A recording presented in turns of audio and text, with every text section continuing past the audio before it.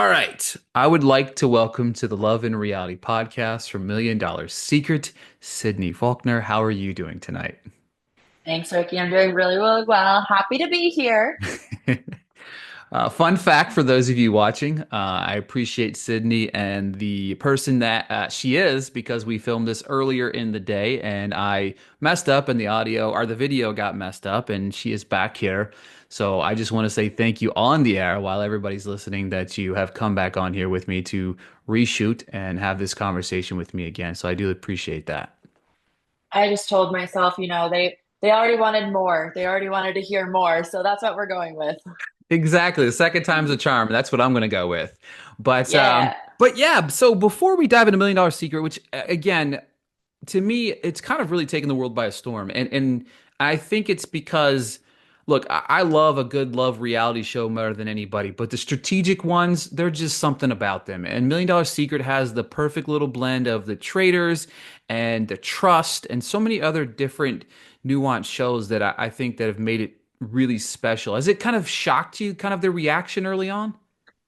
We're an unknown cast on an unknown show for season one. And I think we're number three in the world. We were number three in the US for a whole week. And still in the top 10, which is just absolutely insanity. I say it on my TikTok before the show dropped. I don't own a TV. I did not really realize, obviously Netflix is a huge platform. I think over 300 million people stream it. And so I'm getting messages from the Philippines, from Africa, from South Asia, from South America, from Europe, people just writing to me saying how much they love the show. And it's really kind of wild. It is pretty crazy because it puts it in the more households than anywhere else. You know what I mean? Netflix is across the world, but obviously we are talking across the world. But let's rewind a little bit. Let's take everyone back to before the show. Tell us a little bit about Sydney, maybe a little bit about your upbringing and where you came from, and kind of give audiences maybe a peeled back layer that we didn't see on the show. So on the show, I obviously play up the Scottsdale blonde persona, but I'm actually from rural Alaska. I'm from the Copper River Valley. There was like 500 to 800 people at any given time. I went to school with the same kids first through 12th grade. There was 30 of us. That was the big class. I played basketball and volleyball. I ran track my junior year. We had six girls on the team. And we were playing against, these massive schools that had hundreds of students. And we went to state actually for the first time. I think it was in like 18 years. And it was crazy. So very, very small town girl, outdoors, fishing, hunting, hiking, playing in the snow, 50-degree below weather is when we would close school. And then as soon as I graduated high school, my dad shipped me off to the oil field where he worked to go make money for college. And so I, traded in my basketball cleats for like steel-toed boots, hard hat, Carhartts, and I would work for a little while and I'd take a semester off of school because I was like a young snowbird in Arizona, which was great. Missed the 120, missed the negative 50, but I was up there for like one semester in the winter and it hit negative 80. And I looked like the Michelin Man in my snow gear. And it was just completely contrasting with what you see on the show, right? In the show, I walk out in this diamond dress and the bright red lipstick. And then you picture me squeezed into a coalescer, covered in grease, trying to yank on this wrench so I could get these parts out to hand to the guys to haul up. So, very contrasting lifestyles I've had. I think that's awesome. It's one of the more interesting things to find out about you is such a dynamic. Obviously, you're playing up in one aspect on the show, but then on the other aspect of the show is like understanding the real you and that behind the scenes of what you did growing up. You know what I mean? It's such a contrasting personalities, and I love that. All right, let's talk about the casting. How did that process come about for you? So back in, let's say 2019, I was working as a medical product specialist. I was in LA and I got this kind of message from a casting director, we're casting for this show, Temptation Island. Would you be interested? And not a reality TV person, But I was like, island tropicals, let's see what this is about. I could go hang out on an island and film TV. And I started the casting process, amazing casting directors, but not the right show for me. And since then, I've, seen more opportunities. I've been approached with opportunities, mostly dating shows, and that's just not quite my style. And I saw one of my casting directors that I follow, they were advertising for $1 Million Secret. And I went, I could play a game for $1 million. I could do that. Why not? So I followed the link and I applied online. And then next thing I knew, I was getting callbacks and interviews. And I got that final call. You are in, you are a finalist. And I said, I better call work and make sure that I can get off of work for this.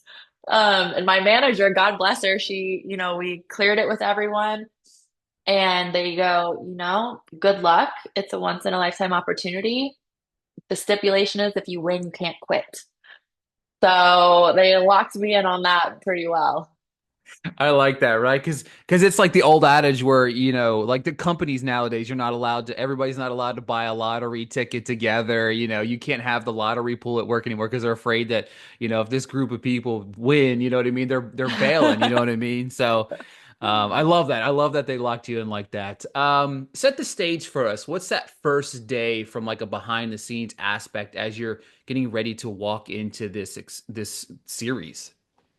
Oh my gosh, it was very, very nerve-wracking. And they did have us all separated.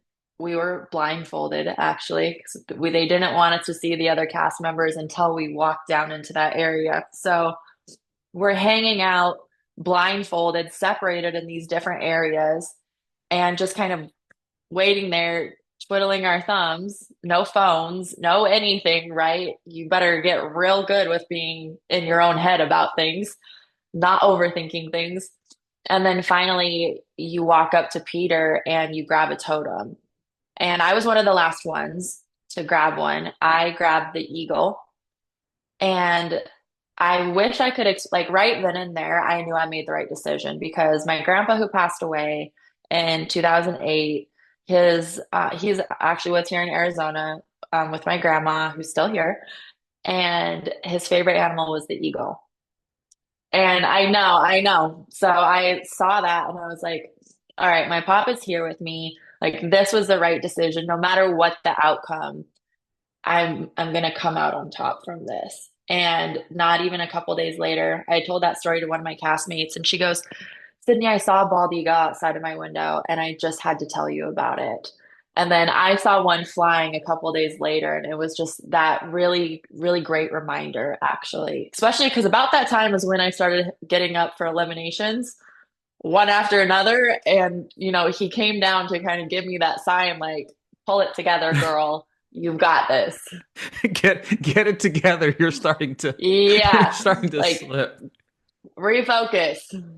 Yeah, that's the thing. So there's several different scenes that, obviously as a reality TV enthusiast that I am, I mean, I watch a lot of reality TV, but one of the things that impressed me early on was that runner versus code breaker challenge, right? It's you versus Phil. Initially you think that you guys are going to be teammates, you know what I mean? And that dynamic there, but to me it was like, oh, she's like like you went through it pretty fast, first person, first win. I was like, okay, we have a competitor in our hands. This is not just a blonde hair with good looks. She's running, she's making things happen. And then to me, what was it like to get that win? And was there a little bit of concern that maybe that little fast, like that fast of a win might put a target on your back?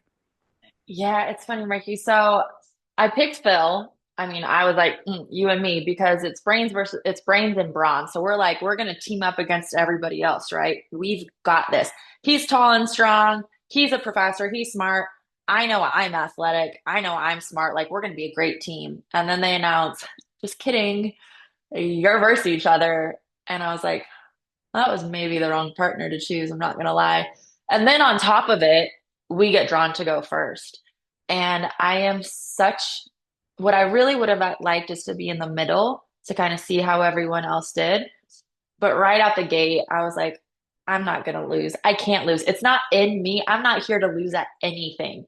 Because for a little while, I considered it as part of my strategy, just stay very middle of the pack. You put me into a competitive situation and it's just not going to happen. So I wish they would have timed it. I think I did have the fastest time And there was a little bit concerned. One of my friends out here has a Belgian Malinois, and I've played tag with it, and they're fast. And we were bite suited up, and we had the toy for it. But I'm like, if he misses this toy and clips me instead, it's gonna hurt. So I was really running for my life on that one. Yeah, I really enjoyed that. And of course, one of the things that's interesting is because, like, walk into the show, somebody's got the $1 million in their box. But what I liked is the secret agendas, right? Some of them I really feel like they set the millionaires up for failure, like big time, with some of like the secrets that you see on the back half. But to me, when you think about your strategy, you find out about these secret agendas, it almost makes you feel like you have to be on every time you're around everybody, right? Yeah, there is no turning anything off. You're sitting at dinner, and if you're at one end, you're missing the conversation down here. So you need to try to sit in the middle so you can listen over here, but have a conversation over here and talk to this person in front of you here and keep track of it. And then be thinking, okay, at the end of the night, when I go to my room, I need to write down all this information. And it can be something as simple as, someone sneezed funny or someone didn't finish people, if I didn't finish my plate, people would have found that suspicious because all I was doing was eating the whole time. So, Sydney didn't finish her food. That must have been an agenda. Corey, I fell down a glacier running and snow and ice. And Corey goes, I'm not going to see if she's okay. I'm pretty sure that was an agenda instead. And I was like, no, I'm excited and clumsy right now. It's a little bit different. On the flip side, I see the strategy aspect of you come out, right? I start to realize that you're just not athletic, you're not just a competitor on that side, but you also have kind of that strategic background with when you called out Lauren. To me, one of the more interesting things, and I've thought about this, I would have never revealed I had the money. Not in a million years I would have ever revealed I had the money because it puts a target on your back, which ultimately obviously led to her elimination, in my opinion, too, because it was like, and I think you had a helping hand in that, in my opinion, because you stood up and were like, hey, she has this advantage. What made you want to stand up in that moment? Because again, just like the first competition, we're a little bit further in, but this still could put a target on your back because you're singling somebody out and targeting them at the same time, right? Yeah, that's my mouth getting me in trouble. I wasn't going to, and I think Lauren could have done a really good job announcing it if she had leaned into I feel awful about lying instead of I feel awful about lying, but let me brag, but you can trust me, but I'm going to keep stuff to myself. So you're either all in at that point or you take it to your grave because you got $1 million on the line. I personally, I would have taken it to my grave also. At that point, I had already voted for her. I assumed it was her. Cool, the money moved. Who's next? You're no longer on my radar.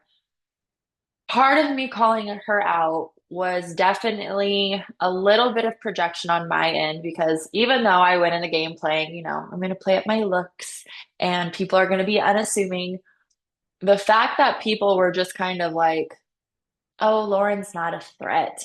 I was like, no, no, no. She is a threat. She wiped us with those agendas. Those 5 phrases, unbelievable. The hugging thing, I think I probably could have done that one because I am a hugger and I say it. The 5 phrases at breakfast, what a smooth criminal. You know what I'm saying? So it's just kind of one of those things where I was like, no, we have a competitor and maybe you're not the millionaire right now, but you're still being watched. And if I would have gone about it a little bit differently, I probably would have tried to befriend her to learn the extra information, the valuable information. But I don't think that information helped her because she started coming for me. Based on the fact that I breathed funny or I was quiet at lunch, I was enjoying my food. Like I said, if I hadn't been, that would have been more suspicious. So there was a line, something, in the confessionals, I triggered her. She knew my types. The loud ones aren't very smart, which I hate to say was a little ironic because she got very loud about me and was very wrong about me as far as the millionaire. So that was definitely a really interesting, unexpected, I think, for everyone kind of battle where it really wasn't about the millionaire. It was about strong players. Yeah, for sure. And that's to me is like it again, it did do what it was, unintentionally did put a little bit of a target on your back by going after her, and it came to a tie, not once, but twice, with obviously eventually Lauren going home. What's going through your head in that moment? Do you think you're going home? And when you think about the second vote, do you think in that moment, like, oh man, so whoever who's voting could sway and just pick me in this moment? Because Lauren for a fact is not the millionaire, right? So could they sway and just be like, well, maybe let's just try Sydney in that moment? The stress I felt because everybody, bunch of liars, went, we're voting for Lauren. We're voting for Lauren. Meanwhile, Kyle has this brilliant little idea. He sees the battle to tie it up. Great strategy on his part to try to tie it up to see if he could deduce who the millionaire was, but not at my expense. Ride out with somebody else, please. Don't do that with me. And so the first tie, I was like, you've got to be kidding me right now. Like, and I couldn't figure out who was voting for me besides Lauren and Lydia. Those two I knew. But I was like, Kyle said he's voting, da da da da da. I know who I have over here. And then they're like, the millionaire is gonna be the deciding factor. I was like, how did we tie twice? There's no way. I actually think it was better, obviously, that Phil kept me because if he was the only swing vote. He was the only one people didn't know. If he had switched it, automatic arrow. That was the only one. At least by keeping me in, he kept it to me, Corey, or him, because everyone knew Phil was my guy, right? Like we were homies.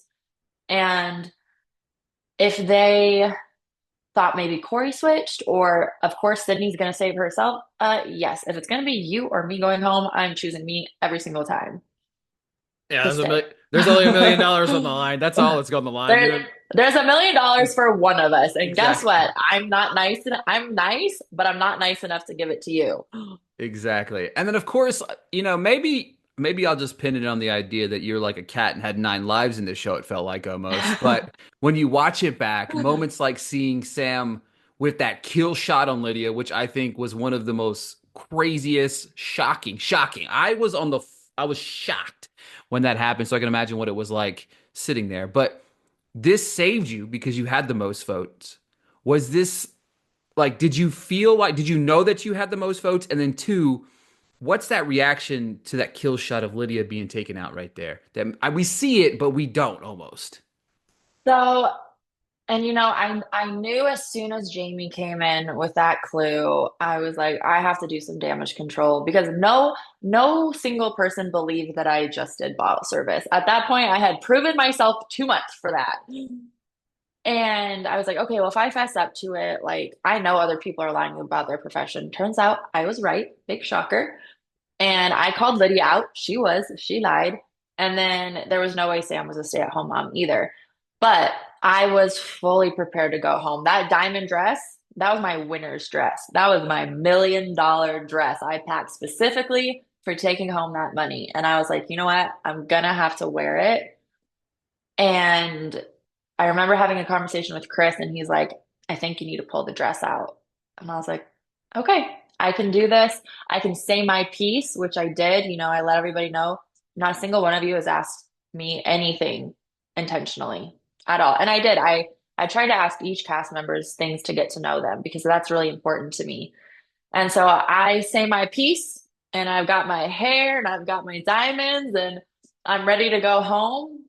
And I'm surprised they didn't do a close up of my face because as soon as he says Lydia, I was like, I'm hallucinating.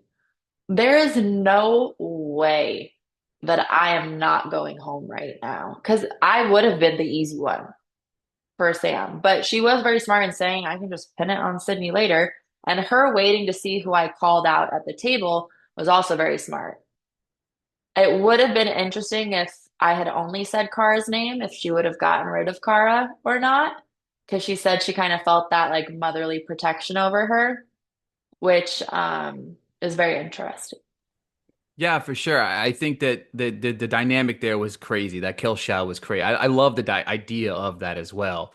Um, you know, speaking of Chris, that lying about voting for you is still one of the most confusing things I think I've watched over and over and over again. But this was kind of the moment where we kind of see that split of the alliance with one another. Two parts here of the question. One, this was strictly alliance, nothing more, right? And then following that up, is it watching you back finding out what was it like watching it back finding out that he did in fact lie about voting for you? So, yes, as I say in the show, I'm here for the money. And if you can have $1 million or a guy, I'm going with the $1 million on this. But we're great friends now, and I really appreciate all of the cast. I just had Chris, Kyle, and Jamie out over the weekend, actually. So that was a lot of fun seeing everybody. But that definitely, if he had told me that he voted for Sam, I would have believed him because he had told me about his suspicions earlier. And if he would have been like, look, Sid, in front of everybody, this is what I had to say. It's Sam, period. Like, this is Sam. She kill shot Lydia. I didn't want the kill shot coming for me. I don't know what power she has in this next round. So I didn't want to say it to the group. I couldn't say it in front of Sam. That I would have understood. And since then, he's even said his $1 million mistake was not telling me about that. And obviously I'm one of the votes for him. Even if I hadn't, Sam had that extra vote, we would have tied again. So let's see how that goes. Maybe they would have switched things up again. But if Corey and I would have stuck with the plan of Sam, I think it would have gone a lot further it would have gone better for me just because I would have kept my core group of people. At that point, I had Kyle, I had Chris, I had Jamie. Corey went back and forth, but it would have been Sam, Corey, and Cara, I think, on the other side. Yeah, because you So, guys did have the numbers. You know what I mean? You guys did have the numbers yeah. there. And Um, I see some fans and they're like, it's not about alliances. And it kind of is because you're having to collaborate. You are doing team activities. You don't trust anybody, but you have to figure out who you don't trust the least at that point. Yeah, for sure. And I think that's one of the perfect segue for this because one of the challenging moments of being on reality TV is obviously dealing with the internet and the people's thoughts of the show. Like, sure, like you can have an opinion, like, hey, that was a bonehead move. I mean, I even just said it, Chris, that was a terrible move. You know what I mean? It was. He even admits it was a terrible move. And on the flip side, Sam, that was a crazy kill shot. But to me, you've been Yeah. labeled, the villain and even been bullied online with a lot of different remarks. How have you kind of handled these comments from, in my opinion, the bullies who are bullying the quote unquote bully here? Is this something that you've maybe experienced before? How have you combated so much of the hate that's come your way from the show? Well, as Netflix's newest Mean Girl, I don't think I'm that mean, which is a little bit funny. So, in my opinion, if some of these people think what happened was bullying, they've never actually been bullied. And it's really easy to kind of type behind a keyboard, right? So growing up, I was always the more introverted kind of odd duck. Even in a small town, I was, left out of things a little bit more. I never had a best friend. I it was hard growing up, actually, especially in a town where everyone knows everything about everybody at all the times. And so it felt, I will say, for about 5 hours after the first drops, I got on Reddit. Don't ever get on Reddit. It's a terrible idea. But I will say TikTok is worse than Reddit. I got the worst comments of my life on my TikTok. And I'm like, okay, hold on. You guys can scroll through the rest of my social media and see who I actually am, not a 45-minute edit where I call someone smart, a threat, dangerous. None of those are negative qualities at all, especially not in a game. Like, you know what? Lydia says I'm the most dangerous player. I take that with pride. Thank you. Be afraid. Be intimidated. Try to get me out because you don't want to go against me in the finals because you know I'm a contender. Um, a little bit of that is ego. So, hubris can be your downfall also. So it's kind of a balance of things a little bit. But with everyone online, what I kind of did is I filtered out things. It's my page, my piece. I'm not deleting comments like they're accusing me, but I am going to filter it so I don't have to see certain things. It doesn't matter to me. other people's opinions. I know my friends and family are super supportive. They said the kindest things, and I'm getting such kind messages from so many other people. Why would I waste my energy looking at the negative ones? Absolutely. And the thing about it is that it's crazy. This happens at every game because to me, some of the newer generation of reality TV people, right? They haven't watched the original days of Survivor. They haven't watched the original days of like Big Brother. The actual cut an actual man saying that his grandmother died. You know what I mean? Johnny Fairplay, actually that type of stuff has been around for so long. So it's like these newer generation of reality TVs. And on top of that, folks, we're playing for $1 million. It's not 100,000. It's not 50,000. It's not 250. It's $1 million is life changing money, right? Yes, without a doubt. And that's the big thing is at the end of the day, it was a game. You're seeing edited episodes and everything. We had tens of thousands of hours of footage, in all honesty. And quite frankly, I thought we were such a tame cast. Nobody wanted to lie. Nobody wanted to change the clues. Everyone wanted to be honest and play with integrity. And yeah, that works for a point. And there's even a couple times where it's like, maybe I should have, embellished things a little bit or leaned into things a little bit more. But I've seen shows where they're throwing things, they're calling names, they're screaming, they're cussing. And like the worst thing that happened was I wanted to vote out a strong player. Right. God forbid. God forbid. Sorry. Oh my God. Put him. I'll see myself home next time. Exactly. That's crazy. You're right. It is crazy because, like, I mean, the whole objective of the game, if you have the $1 million, your whole goal is to lie. Like, that's the point of the game. Like, you're literally Yeah. Nobody's mad about the lying. And that's yeah. what I see a lot of online comments. They're like, these players don't understand. Why are they mad about lying? Nobody's mad about lying. We're all lying about something or omitting in some way. It's how can you cleverly and even somewhat respectfully go about it? Again, Lauren's downfall was crying about it and then laughing about it in like zero point 0.5 seconds. That's where you start to be like, mm, and then continuing to withhold information. Like I have seen some people speculate. They're like, well, maybe she didn't want the hugs to come across as the challenge because that would have been disingenuous. For sure. Make something up. Lie. Lie about having to, I had to, say everybody's name twice or, get people to say my name X amount of times. Something silly, something harmless. And then we would have gone, okay, interesting agendas. Who's a millionaire? Right. It sounds like an agenda to me. Like, I mean, Yeah. there's so many different times as the agendas are introduced, people are mentioning, is that an agenda? Like that, like you're literally pointing out, like, my favorite one of the entire show was when you guys are eating that just awesome food and it flips up and it was like the plate comes up and it's like it reveals what the Oh, plate was. Chris. Yeah, Chris lifted the plate. I was like, oh, that's an agenda. You know what I mean? Like that to me was like, See? you know what I mean? Like anything could have been an agenda. You know what I mean? Exactly. And it was like, even as far as, Lauren thought I was breathing funny, or Chris picking up his plate, or me falling down a mountain. Exactly. Anything could be an agenda at this point.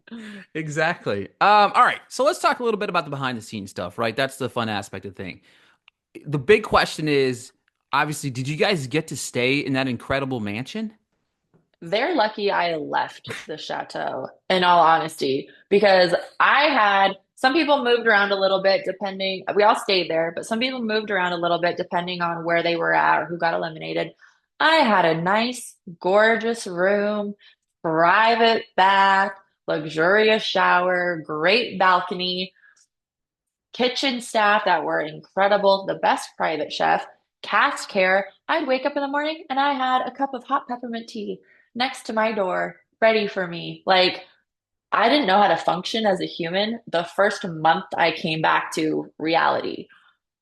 You're like, you open your front door, you're like, where is this? Where's my tea at? You know what I mean? Like, I was like, what do you mean I have to go get my own books right now? I have to do my own laundry again? I don't think I'm capable of this anymore.